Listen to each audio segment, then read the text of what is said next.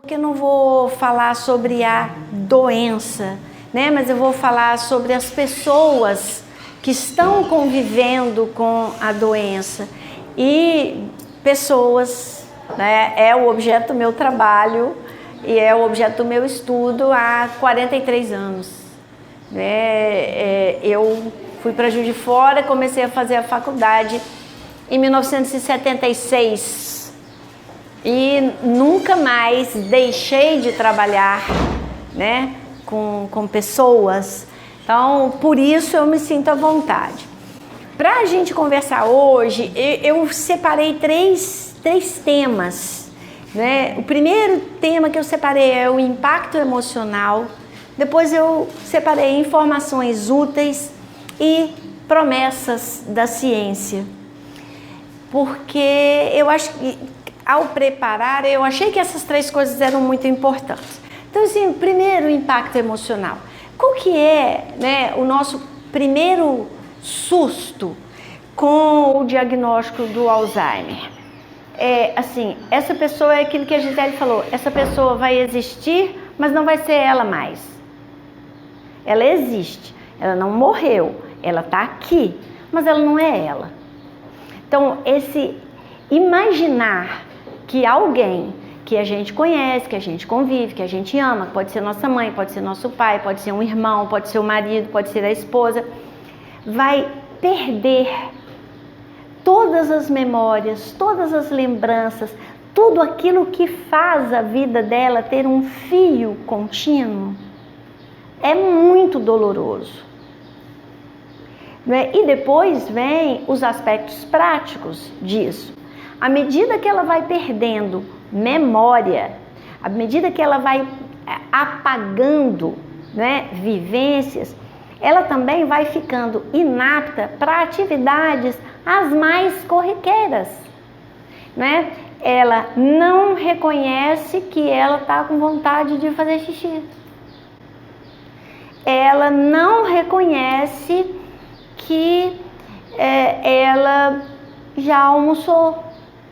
Ela não reconhece um objeto que ela sempre usou. Né? Então, ela vai perdendo cognição, ela vai perdendo entendimento. Você fala para ela, né? Ela vai perdendo e aí ela não consegue, por exemplo, ter a atitude de ir tomar banho. Aí alguém vai e fala, vira de costas. E ela não sabe o que é para fazer. Né? Senta ali naquela cadeira, mãe, e ela não acha a cadeira, porque já não tem mais o processamento do que é cadeira, né? Então ela não acha a cadeira. Isso tem um impacto muito grande para a gente, porque a gente não consegue, a gente não é, felizmente, a gente não é indiferente a isso. Então assim, não é tanto faz. Né? E você ver essa pessoa não se reconhecer, um dos grandes impactos que eu tive, eu faço unha com a mesma manicure, eu brinco, falo que eu sou uma pessoa muito conservadora, eu faço unha com a mesma manicure há 35 anos e a gente tinha horário fixo, antigamente, né, quando eu podia me dar o luxo, eu tinha horário fixo. E antes de mim também tinha uma pessoa que tinha horário fixo. A gente, né, conversava e tal. Um dia eu cheguei e a minha manicure é a Penha. Aí a pessoa foi embora, a Penha falou, Goza, aconteceu uma coisa muito esquisita. Quando a fulana sentou para eu secar o cabelo dela, ela se viu no espelho e aí ela falou assim, ué, tia Letícia, o que a senhora está fazendo aqui? Ela se viu no espelho e pensou que fosse a tia. Aí eu falei, Penha, você precisa avisar. Você precisa avisar. Por quê? Porque é um impacto muito doloroso, não é? É um susto muito grande, porque é alguém que a gente quer bem. Não é indiferente. Não é porque a gente queira ser anunciante de más notícias, é que aquilo nos afeta, porque naquela relação tem um afeto, E isso nos afeta. Então, cada pessoa do nosso meio que adoece nos afeta. E a gente vai fazer o que com isso? É só saber por saber? Não é saber por saber. Porque, como diz o Rubem Alves, saber que não passa pelo coração é cruel. Só traz morte. Saber tem que passar pelo coração. Né? Então, esse saber que passa pelo coração... Eu lembro de uma frase sua que eu nunca esqueço. Só é conhecimento aquilo que nos transforma. Ficou na informação. Ficou na informação. Informação não resolve nada. Informação é informação, é superficial. Então, se eu aprendi alguma coisa, aquilo tem que mudar minha vida, em algum nível, em algum grau. Então, quando a gente vem falar dessas coisas, né, desse impacto, é para a gente se dar, né, o direito de sentir o impacto e se dar tempo para digerir o impacto. Porque a gente hoje, como sociedade, se cobra efetividade. Ontem à noite fui fazer uma palestra no fórum sobre o Setembro Amarelo, sobre suicídio, e eu citei um filósofo sul-coreano que vive na Alemanha. Eu ainda brinquei e falei que ele está comprovando a tese do Caetano Veloso, né? Está provado que só é possível filosofar em alemão, porque ele nasceu na Coreia do Sul, foi para a Alemanha para ser filósofo. Então ele fala que nós nos tornamos empresários de nós mesmos. Tudo é uma empresa hoje. A escola é uma empresa, a instituição de saúde é uma empresa e nós somos empresas. Então nós precisamos de sucesso. Nós precisamos apresentar rendimento, lucro, vantagem. E aí, quando a gente se depara com uma situação de desvantagem, como é qualquer adoecimento, mas esses, né, neurológicos, eles são mais gritantes, a gente não sabe lidar. A gente não se dá tempo, né, para refletir. Então isso é muito importante. Eu vou ficar pegando aqui minhas folhinhas, gente, só para não me estender demais. Não é? A grande maioria das pessoas, em algum momento da vida, esquece, né? Por fatores, às vezes internos, às vezes externos. Eu sei quando eu passei do meu limite de cansaço. Eu começo a esquecer e a fazer coisas inusitadas. Só assim, isso não é o fim do mundo, não. Isso acontece, a gente esquece. O que caracteriza uma doença? Né? A gente tem que reconhecer, olha, estou cansada, está na hora de parar, está na hora de descansar, né? Já estou fazendo besteira, tem que dar uma parada e tal. Excesso de funções, excesso. Exatamente. Então, assim, a gente pode se avaliar. Mas o que é problema? É quando você esquece não só de fechar a porta, mas esquece que a chave fecha a porta, né? Coisas mais profundas, porque esquecer de fechar a porta pode acontecer. Agora, você pegar a chave e não saber que aquela chave é para fechar a porta, isso preocupa, né? Isso preocupa, e isso a gente precisa observar. E se a gente, por causa dessa vida corrida que a gente leva, a gente não tem tempo de observar, principalmente, né, os idosos com os quais a gente convive, às vezes a gente vai deixando passar pequenos sinais, e aí quando acontece alguma coisa gritante é que a gente percebe. E aí não é, na maioria das vezes, não é que a doença começou grave, é que quando tinha pequenos sinais a gente não estava atento, a gente não estava vendo, né? Então tem um rapaz, é muito interessante assim, eu nunca consegui acabar de ler esse livro. Eu fiquei uma vez 3 horas na sala de espera de uma médica lá no Rio, e eu comecei a ler esse livro. E aí chegou minha consulta, depois eu tinha que vir embora para Muriaé, achei que eu ia encontrar o livro naquela livraria lá da rodoviária, não encontrei e nunca mais encontrei. O livro é Quem? Eu, uma avó, um neto, uma lição de vida. E o rapaz se chama Fernando Aguzoli, com 2 Es. Ele parou tudo na vida para cuidar da avó com Alzheimer. E ele fala assim que o impacto enorme foi a primeira vez que ela não o reconheceu. Para ele foi um impacto enorme, né? Mas ele falava que para ela era um impacto enorme porque ela tinha lampejos de consciência quando ela percebia que ela tinha esquecido uma coisa que ele já tinha falado. E ele falou que chegava a hora que ela não sabia mais o que era um abacaxi. E ele explicava e ela ficava arrasada, porque ela falava, eu sabia isso. Mas eu sabia isso. Eu sabia, agora não sei mais. Né? Então, a convivência também com a dor, né, da pessoa que sabe que vai perder, também é muito importante. E a gente precisa se preparar para isso. E a gente precisa se reconhecer limitado. Então, a gente precisa reconhecer que a gente precisa dividir a tarefa com alguém. Seja outros familiares, sejam profissionais, mas a gente precisa dividir a tarefa, a gente precisa descansar, a gente precisa fazer coisas que a gente goste, a gente precisa rir, brincar, dormir sem hora para acordar, para a gente aguentar o tranco, não é? E muitas vezes a nossa sociedade é muito crítica e fala que absurdo, tantos filhos contrataram cuidador.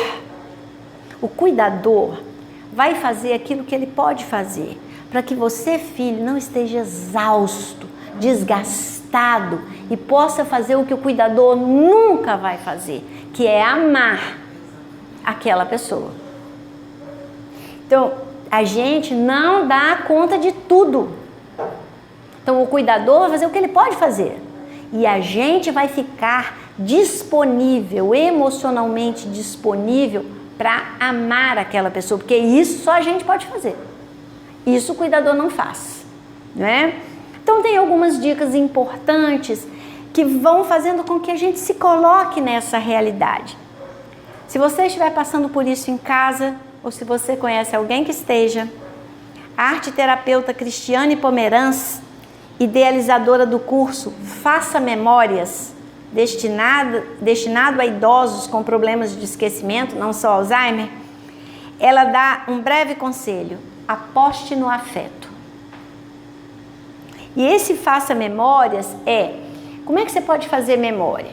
Você pega a foto antiga, vai ver com aquela pessoa e faz uma foto atual daquela foto antiga, daquela pessoa, se ela estiver disponível, ou dela vendo a foto, anota, hoje a gente tem tanta coisa, né, tanto material, cola ali, faz a foto dela vendo a foto, o que ela comentou, o que ela falou, lê para ela depois, na semana que vem, amanhã, né, conta para ela, constrói uma outra memória.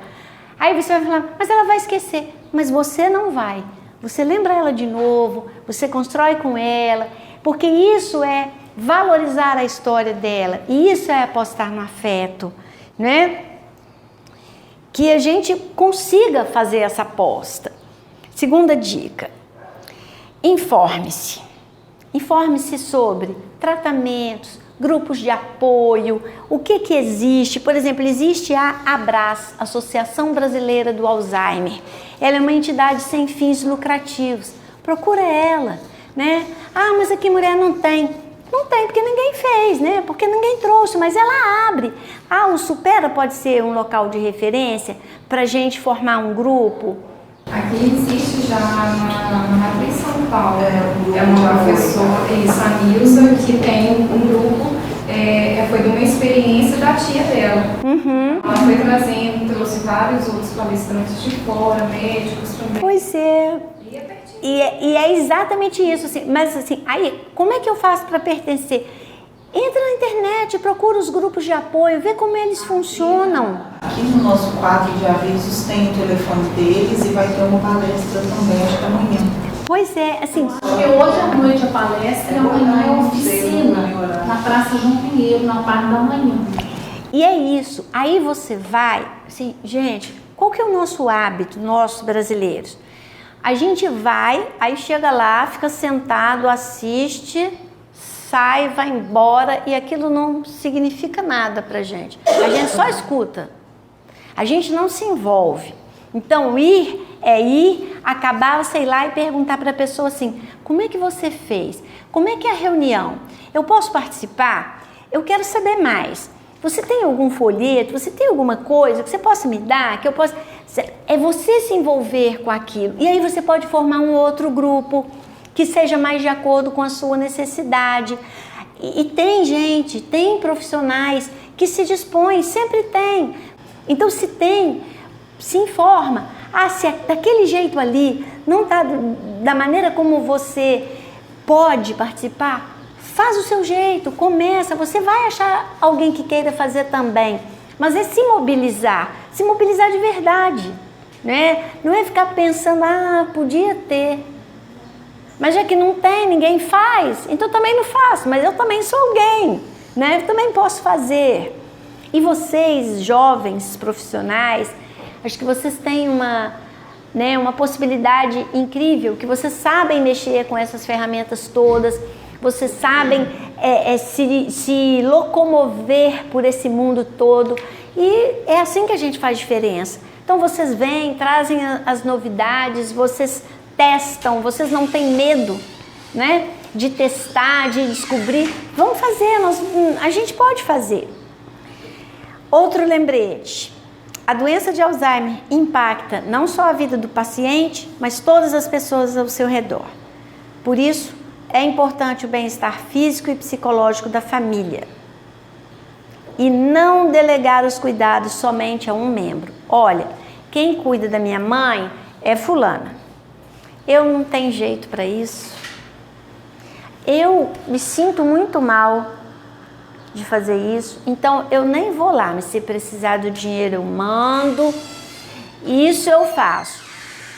Não, você que está cuidando, liga, dá notícia, solicita, fala, olha, preciso que você esteja aqui, marca reunião, insista. Sabe por quê? Porque se você não dividir a tarefa, se você não descansar, se você não conseguir dividir o peso emocional, você também vai adoecer. E aí vão ser dois, né? Para alguém cuidar. E aí é quem? Quem que vai cuidar? Então, dividir e falar. A gente, olha, eu falo isso por mim, porque eu acho muito mais fácil fazer do que pedir. Só que eu vou fazendo, uma hora eu não aguento mais, aí eu explodo. Aí dá errado. Então é melhor, né, ligar e falar, ó, tá acontecendo isso, eu preciso de ajuda para isso. Ah, mas tem gente que nunca ajuda. Ah, nunca ajuda? Então você vai precisar de uma ajuda externa. Vai precisar contratar alguém. Mas precisa dizer, porque essa pessoa para quem você não diz e que você fica achando que ela devia saber, você dá a ela o direito de falar, eu não sabia. Então, tira dela esse direito, fala para ela saber, deixa ela tomar a decisão dela. Se a decisão dela for assim, eu não vou, você fala, então, eu não posso fazer sozinho, então você vai ajudar a pagar alguém para fazer.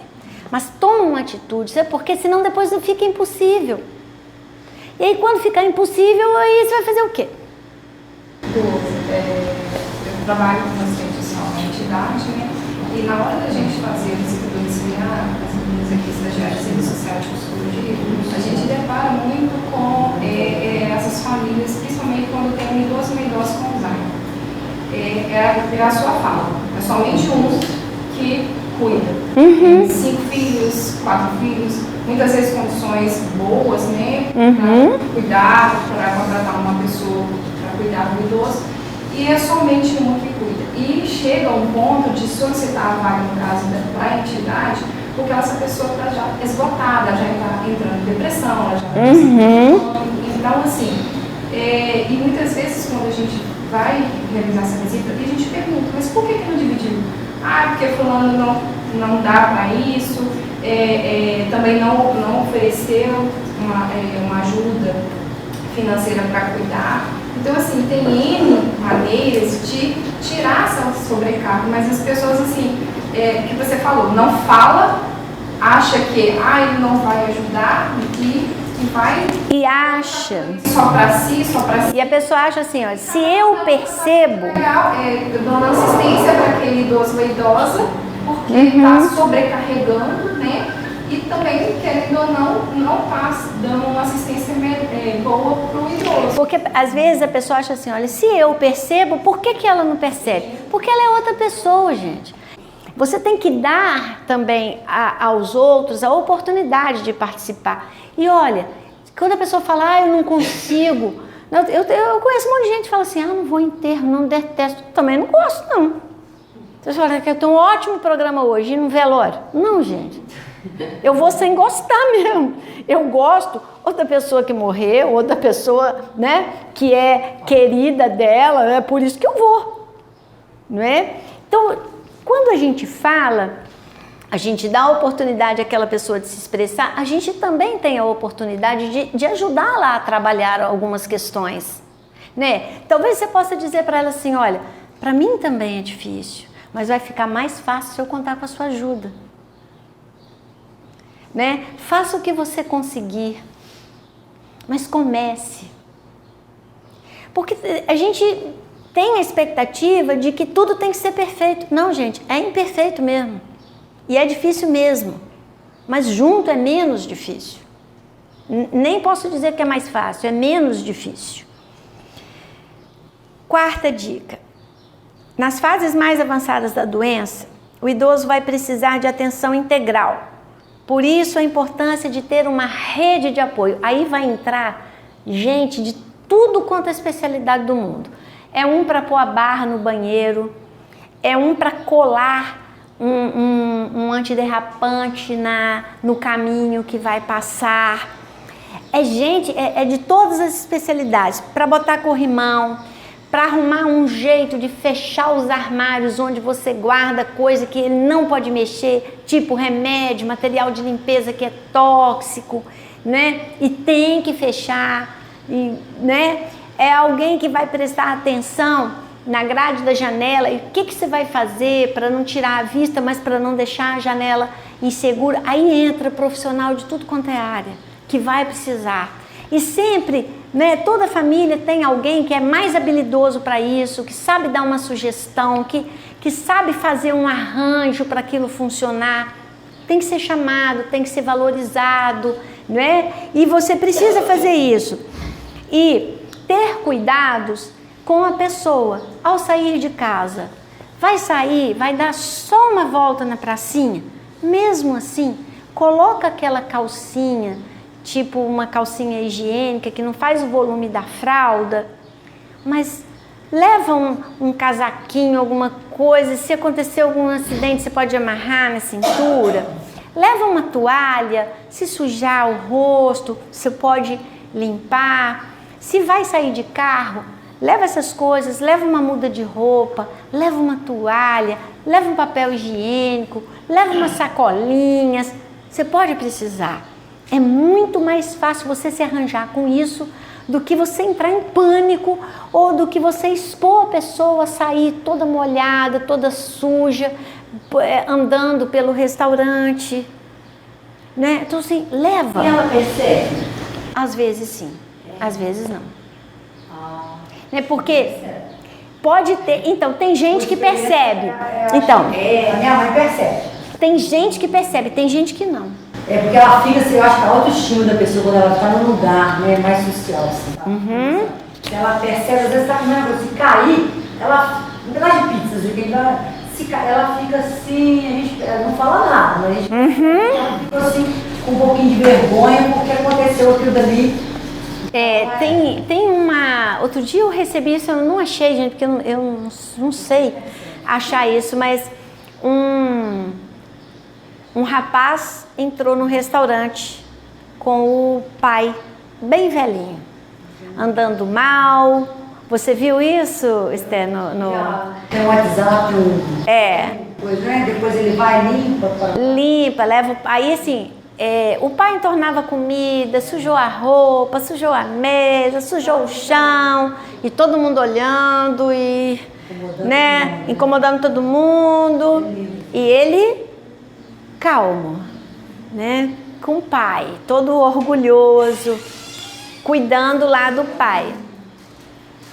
Aí acabou o almoço, o jantar, ele levou o pai no banheiro, limpou o rosto, limpou a roupa e saiu orgulhoso com o pai pelo restaurante todo. Quando ele estava saindo, um senhor chamou e falou: eu quero te agradecer. Aí ele falou: me agradecer? Por quê?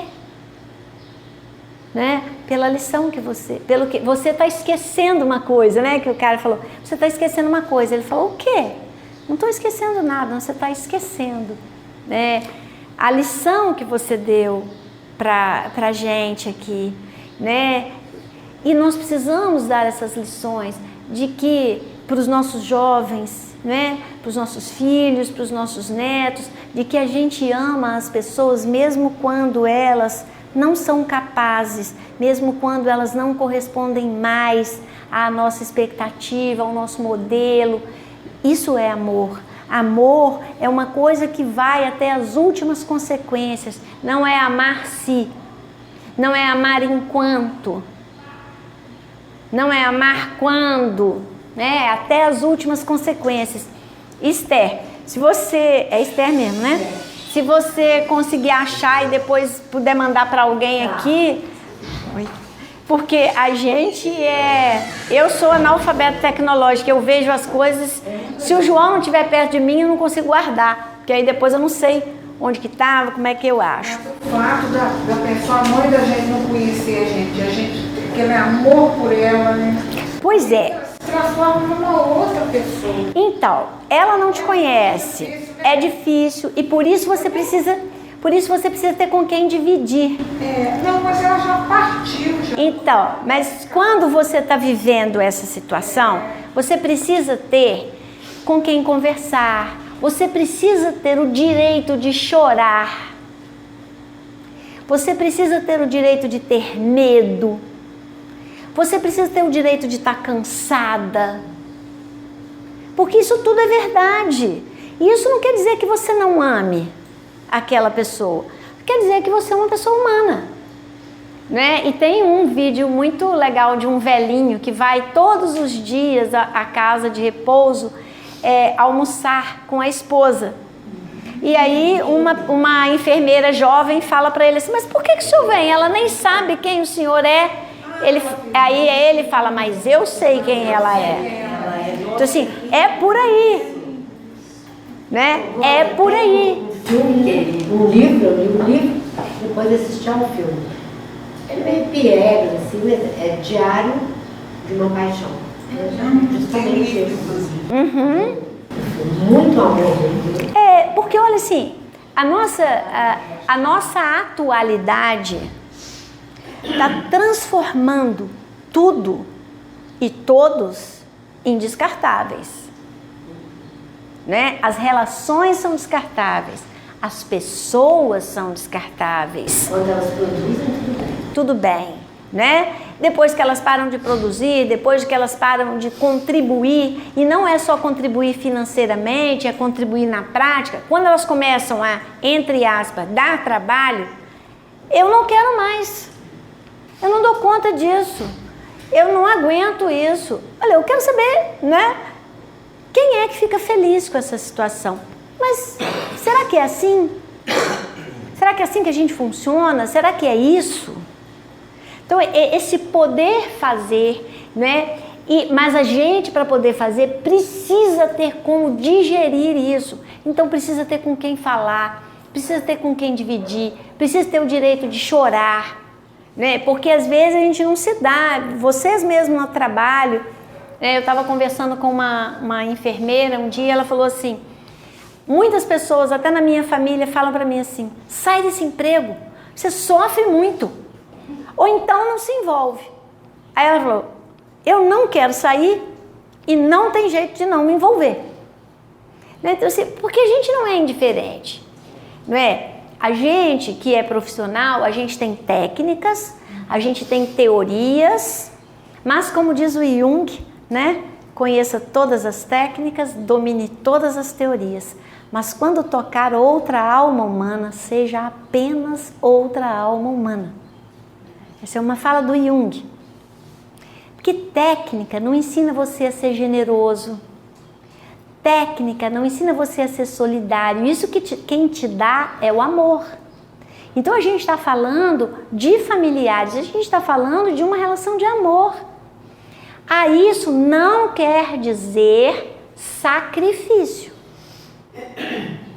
Não é pra gente amarrar umas correntes bem pesadas no pé e na mão e sair arrastando como vítima sacrificada.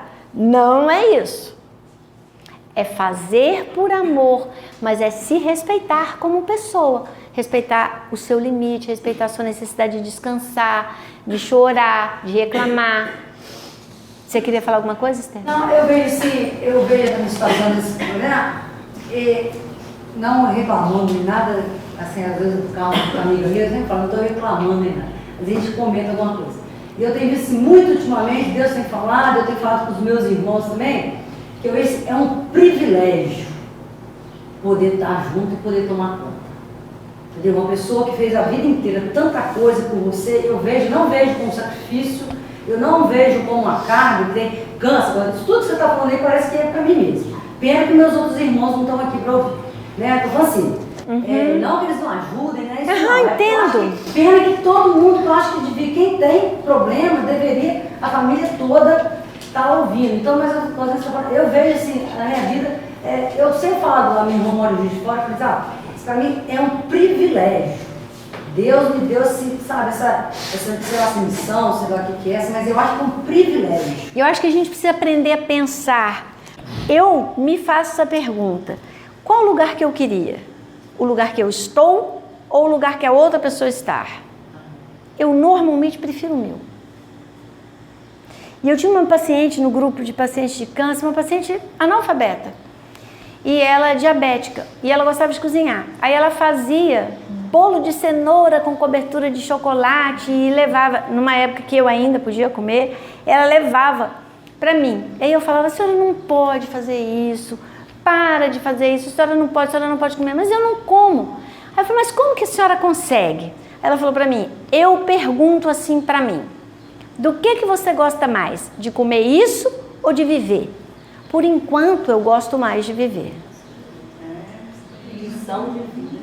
Né? Então a gente precisa arrumar as coisas na cabeça da gente. Por isso a gente precisa conversar, por isso a gente precisa falar, que a gente arruma de um jeito a fazer a mesma coisa sob outro ponto de vista.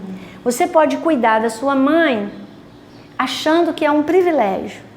Ou você pode cuidar da sua mãe achando que você está sendo mártir, sacrificada. Vai ser muito diferente, né? Vai ser muito diferente. Então, isso, né? Esse é o impacto emocional, né? E aquele mesmo Fernando Aguzoli, ele tem um trechinho aqui que ele faz, né?